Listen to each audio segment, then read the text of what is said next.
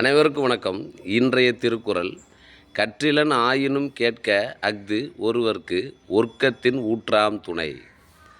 நல்ல நூல்களை படிக்காவிட்டாலும், நமக்கு படிக்க நேரமில்லை என்றாலும், அல்லது நமக்கு படிக்கவே தெரியாது என்றாலும் கவலை இல்லை. அவர்கள் நல்ல சிந்தனைகளை பிறர் சொல்ல கேட்டாலே போதும்.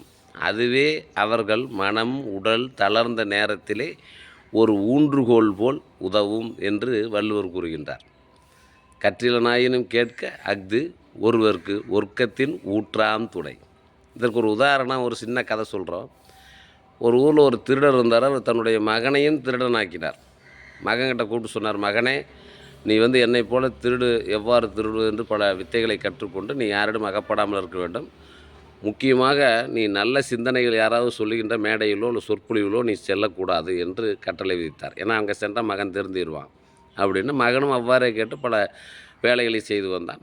ஒரு நாள் ஒரு வீட்டில் திருடிட்டு அவர் செல்கின்ற பொழுது ஒரு சாலையில் ஒரு கோயில் அருகில் ஒரு சொற்பொழிவு நடந்து கொண்டிருக்கிறது. ஒரு அறிஞர் பேசி கொண்டிருக்கிறார். ஐயோ, இந்த இடத்துல மாட்டிக்கிட்டே வேகமாக அந்த இடத்த கடந்துடலாம்னு சொல்லிட்டு அவர் வேகமாக ஓடுகின்ற பொழுது அந்த அறிஞருடைய ஒரு சில வார்த்தைகள் அவன் காதிலே விழுகிறது. என்னவென்றால், இந்த வாழ்க்கையிலே மனிதன் உண்மையை பேச வேண்டும். அவ்வாறு உண்மை பேசுகின்றவர்கள் தேவர்களுக்கு சமம். தேவர்கள் காலிலே படாது. மகாபாரதத்தை எடுத்துக்கொண்டால் தர்மன் மிகச்சிறந்த சத்தியவான். அவன் தான் உண்மை பேசிய காரணத்தினால் அவன் அமர்ந்திருந்த தேர் சக்கரமானது தரையில் படாமல் அப்படியே அந்தரத்திலேயே மிதந்தது. அது மாதிரி தேவர்களுடைய காலும் தரையில் படாமல் இருக்கும் அப்படின்னு பேசிக்கிட்டு இருந்தார். இந்த சில வார்த்தைகள் அவர் காதில் விழுந்தது. அந்த இடத்தை விட்டு சென்று விட்டான். ஒரு நாள் அவன் அரசவை காவலாளரிடம் மாட்டிக்கொண்டான். ஒரு திருட்டு வேலை செய்ததற்காக அவனை அரசனிடம் சென்று அழைத்து செல்கின்றார்கள். அரசன் பார்க்கின்றார். இவனை பார்த்தால் சிறுவனாக இருக்கிறது.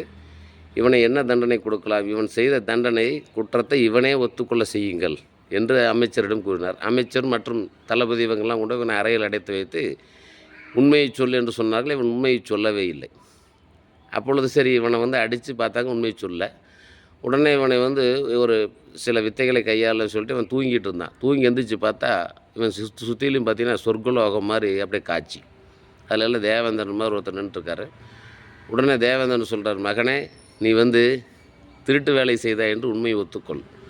நான் தேவேந்திரனே சொல்கிறேன் அப்படின்னு. உடனே இவனுக்கு அந்த சொற்பொழிவில் புலவர் சொன்னார் இல்லைங்களா, இந்திரர்கள்லாம் கால் தரையில் படாது அப்படின்னு. உடனே காலை பார்க்குறான், கால் தரையில் பட்டுக்கிட்டுருக்கு.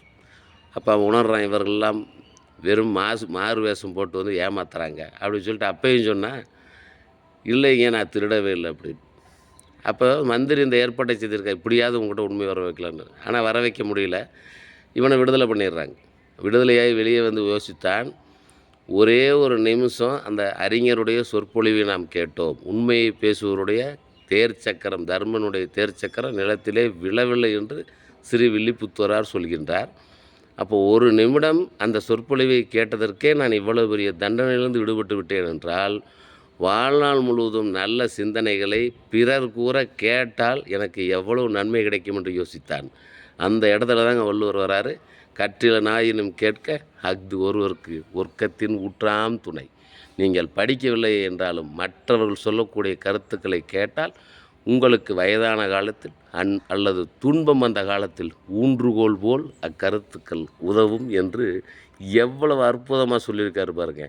வள்ளுவ பெருந்தகை மிகச்சிறந்த மனிதருங்க, மிகச்சிறந்த வழிகாட்டி.